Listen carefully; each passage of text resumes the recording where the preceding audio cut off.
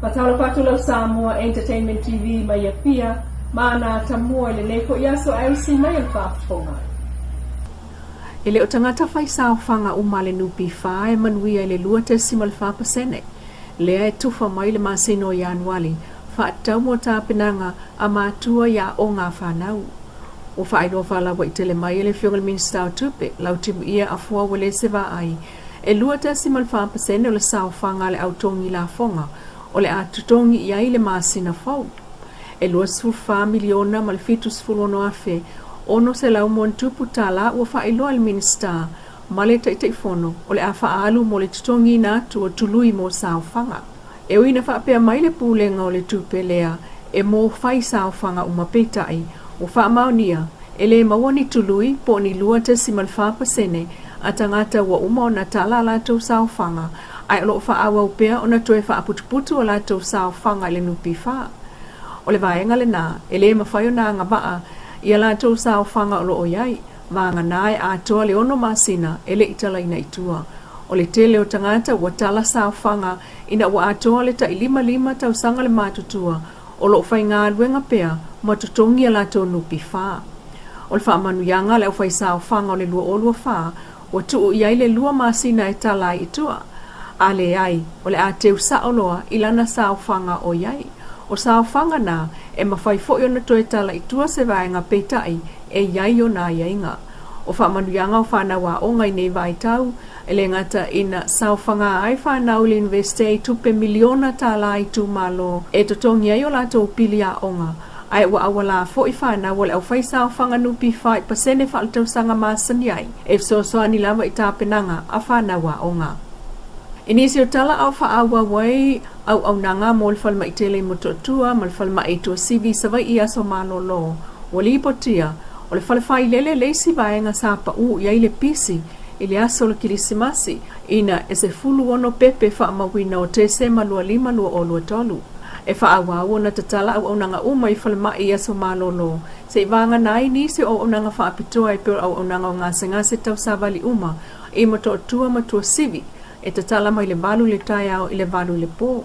Ai na o ngase whaafua sei mati ngaina, le eva ai le vaenga o ngase whaafua sei, pe a te a le valu i le po, e pe ona whailo mai, e le pulenga o tanga runga le soifua malolo ina. O au nanga mo o loa mafafonga, po le whalma i o nifo, e tatala mo ngase ti ngaina mai le whai le fiafi, i le iwa, i le po i aso malolo, e pe ona sa iai, le aso lua lima, i le aso lua ono, o te sema, ma le aso mua i le aso lua o januali. Mo isi aso malolo, talaina i le valu le tai au, i le tasi i le awauni, ma le whai le fiafi, i le iwa i le po. O le lontolua i le nei o aso talo na taliu mai whanua le fionga le taitai o le malolo te mai taipa le mia fia me na o mi mata afa. I le mawai ai o na tiu te wha al malo sa awai a jei fono wha al vau malo. E au fia ai mala na siaki wha al soifua malolo ina na whaia i New Zealand. O le Vastan waina li patia i le Samoa Observer le saunoanga. A le fionga le sui pālemia tuala Josefo Bonifacio le manuia o ngā solonga o tonga fitinga o le pālemia ma uwha moe moe. Lona toe taliu mai pe atala whenga iai. O silia ma le masina, tanuna to e sel taitai o le tunu. Ma awai atu i fontanga le ofisa o whailautusia malo le tāpulenga. O taula mua i le fono a ona taitai. Lea ia au fiai ma le tupu Peretania, King Salesa, e malanga mai ai i Samoa le masina o Kitopa o le tausanga fau. O le isi fono na awai atu iai le fionga le pālemia, i le taimina to e se ai, o le COP lua valu i tupa i le na malanga atu iai ma le fionga le minister tanga renga ofa na atura ma le sio manga, to e sulu Cedric Schuster. Ma taliwa ni ai i New Zealand, ma li ptia mailon felo i atu le pālemia o na fo i tunu, le pālemia fo Christopher Laxton. Ma li ptia le solonga manuia ai o le taunu umai o la na fionga i whanua. Mai Amerika sa moe to asfultasi le masenga whaau umua o le aonga tuspaia le rima o lo whaia i whangatongo. O le whaau unga na whaia i le astofi talwai ma awai ai a inga o wo o e maasani ai o le pūlengo le aonga tuspaia. O le masino o kurso le tausanga nei lea na whaato ata talai whaito o le aonga i Amlik Samoa. E ese mailona la o lo oitau fusi i Samoa. O le masenga o iei nei, lea ua maua o lato tu spasi mo muai au fia ai Paulina Sariman. Mai Papua New Guinea, na ia tau le Samoa News, O lona to alua nga lua il falma il LBJ fanga alu, waiva tau sanga talo na noful to drori. Ai sa ia te talo, ia yaisa onga tu spa ia le rima i tutuila. Talu sa yayon au ainga na onga le rima, ia pia, ma le tele o tangata sa onga i Samoa, ma ia maita wina le tele o suinga yo lato wolanga. O lea onga lea i lua tau sanga mua mo le tu spasi tau sanga lua o le diploma, mai wa to fai lea so tolu sfulo Januari, e to ea e aine vasenga lea whaata siai ma le vasenga amato lua o lua wha. Ma wha ngā solo ai, lea onga autua le rima il Pasifika ia pia, mo le tau sanga tolu ma le tau sanga wha, e pe ona wha iloa le sui le pulenga pasta a kui.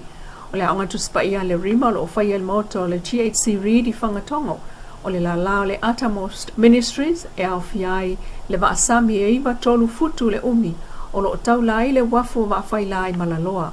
O le wha moe le rima ia o atu il tolu sfulu ni anga tu spa ia, e wha atu il Pasifika, walona whai nei le onga i tutuila, e au fiai le rima South Pacific Samoan wha atu le Avimsela Fitu, o le rima i Vanuatu ma le rima i Nandi Fiti i lalo le Uttermost Ministries. Mai lama le territorial e ngata ina momoli le whaamanuia ngā le fionga le kovana le manu pele timaunga, ma le pulenga o lana whai ngā malo o le kilismasio lua o lua tolu, ai o se tausanga fau manuia lua o lua wha mo tangata umo Amerika Samoa, i tutuila ma manua ma le laulangi atoa. Ai wai a whai me alo whafoi, i le au whai ngā rue ngā le malo, i le aso malo lo wha o popo le aso lua ono te sema. Mo tangata whai ngā rue ngā le malo, e le o mana umia o na whai ngā rue ngai au nanga mana umia wha awau, e ao o na malo lo, ai wha awau pia i lato o whai ngā rue ngai au nanga mo umia o na wha awau, mai o a tongi fo i le aso malo lo, e tu sai ma le tu la fono. Tala tamai o le tau wha malu, ma palasi uwanga, talu mai le aso na nafi, ai o ta uel ofisa wa ai tau i mulinu talu mai le fiafi o le stofi lua wanu o te sema, o lo si o mia pea tu motu sa moe winga lo wa, wha pea wila ma whai titili.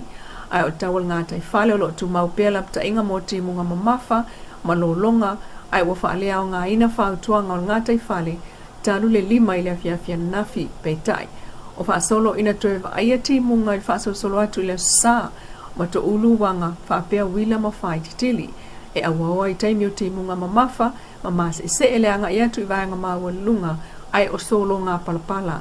E iai, whātau tau i nisi o taimi, ma maroro si fo i a uma, ma so waile sami. Lau Samoa Entertainment TV, ma na tala mai Samoa le fo i tu las wha o poponga, i le aso atai au, i le lofo le tua pa so i fuaia.